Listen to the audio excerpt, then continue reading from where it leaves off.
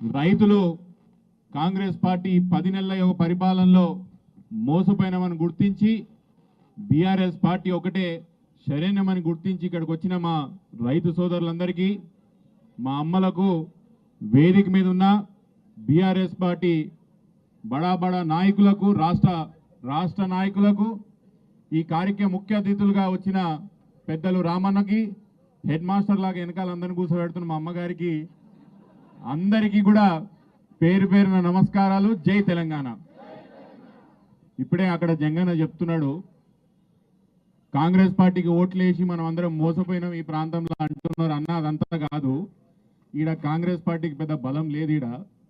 ఈడ జరిగిన ఎన్నికల్లో ఈడ తుక్కుగూడ సభలో రాహుల్ గాంధీ వచ్చి ఓట్లు వేయమని చెప్పిండు. పెద్దలు సోనియా గాంధీ గారు కూడా వచ్చి కాంగ్రెస్ పార్టీకి ఓట్లు వేయమని చెప్పారు.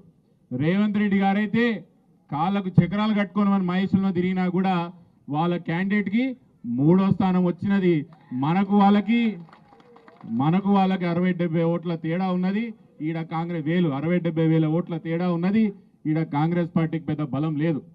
కానీ అయినా కూడా కాంగ్రెస్ పార్టీతో కొట్లాడాలని రైతులకు ఇచ్చిన మాట రేవంత్ రెడ్డి గారు తప్పిరు కాబట్టి వాళ్ళతో కొట్లాడాలని ఇంత పెద్ద ఎత్తున ఇక్కడ వచ్చిన మా బీఆర్ఎస్ పార్టీ సోదరులందరికీ కూడా మళ్ళొకసారి ధన్యవాదాలు తెలియజేస్తున్నా. 10 సంవత్సరాల యొక్క కేసీఆర్ గారి యొక్క పరిపాలనలో రైతు స్వర్ణయుగం చూసిండు. కేసీఆర్ గారు ఎప్పుడు చెప్తున్నది, బీఆర్ఎస్ పార్టీ అంటే భారతీయ రైతు సమితి అని చెప్తుండే. భారతీయ రైతు సమితి అని బీఆర్ఎస్ పార్టీ 10 సంవత్సరాల్లో స్వతంత్ర భారతదేశంలో ఎప్పుడు చూడని ఒక స్కీమ్స్ అన్ని అమలు చేసి రైతుని రాజు చేసిన ఘనత ఈరోజు కేసీఆర్ గారికి దక్కుతుంది. ఆ రోజు ఒకసారి ఆలోచన చేయాల. రైతు సొంత కాళ్ళ మీద నిల్చొని రారాజుగా బతుకున్న రైతుని ఈరోజు రేవంత్ రెడ్డి గారి యొక్క పరిపాలనలో రైతు సొంత కాళ్ళ మీద కూడా నిల్చోలేని ఒక దుస్థితికి వచ్చింది. రేవంత్ రెడ్డి గారు ఏం చెప్పారు, 15 ఆగస్టు లోపల రైతులకు సంపూర్ణంగా రుణమాఫీ అంతా చేస్తా అన్నాడు. ఇప్పుడు అడిగితే ఏమంటున్నాడు, అంత అయిపోయింది చేసేసిన అంటున్నాడు.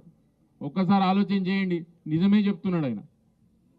అంత అయిపోయింది, అంత చేసేసిన అంటే ఏంది అర్థం అనుకుంటారు, రైతులను అంతా ఖతం చేసేసిన, అంత నాశనం చేసిన అని చెప్తున్నాడు ఆయన. నిజమే చెప్తున్నాడు ఆయన. రైతులు ఏ విధంగా అయితే భరోసాగా బతుకుతుండేనో కేసీఆర్ గారి యొక్క పరిపాలన, రైతు భరోసాను తీసుకొచ్చి రైతు జోబులో పైసలే లేకుండా చేసి, రైతు ధైర్యమే లేకుండా చేసి, రైతులను నాశనం చేసిన ఘనత ఎవరికైనా దక్కుతుందంటే ఈ కాంగ్రెస్ పార్టీ ఈ 10 నెలల రేవంత్ రెడ్డి యొక్క పరిపాలనకే దక్కుతుందని ఆలోచన చేయండి.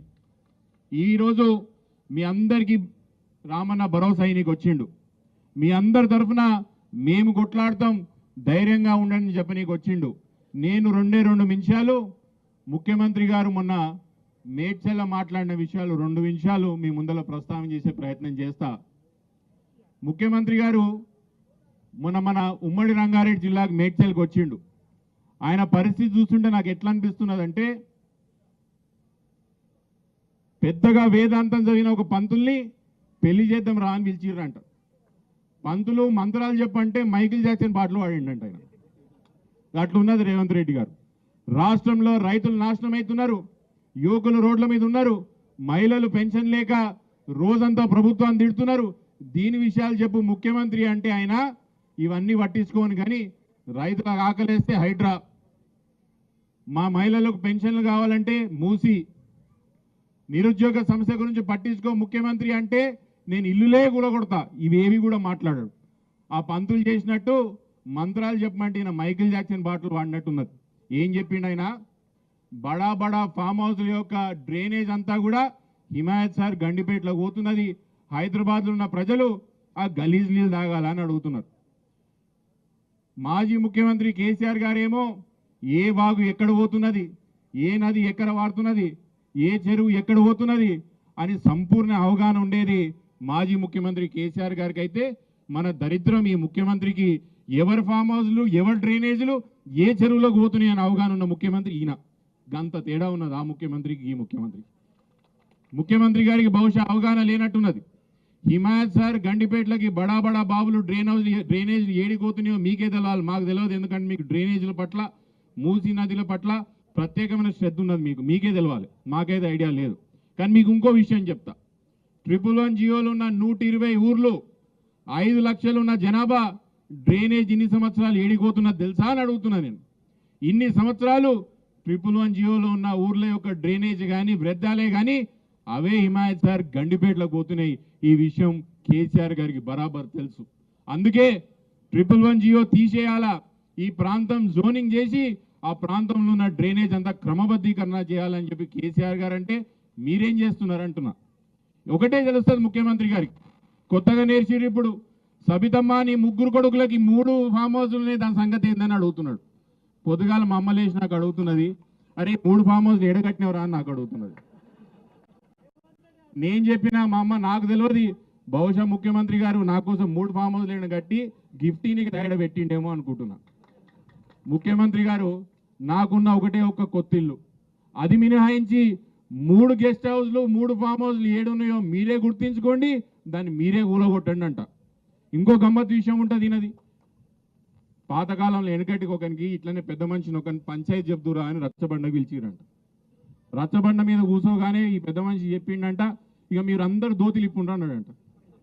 అరే నువ్వు పంచాయతీ చెప్పని నేనెందుకు దోతిలు ఇప్పాలని అడిగితే, నాకు మస్తు ఎండ కొడుతున్నది, మీ దోతిలు ఇప్పి షామియానా కట్టుండి అన్నాడంట.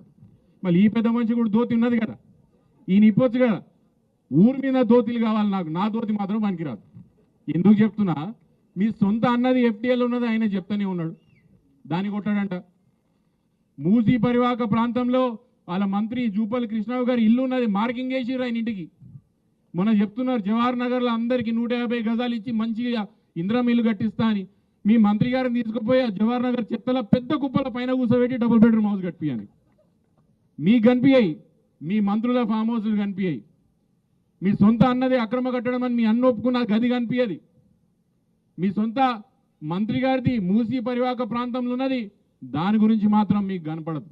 ఏం చెప్తారు, నేను అన్ని కొట్టుకుంటూ పోతా.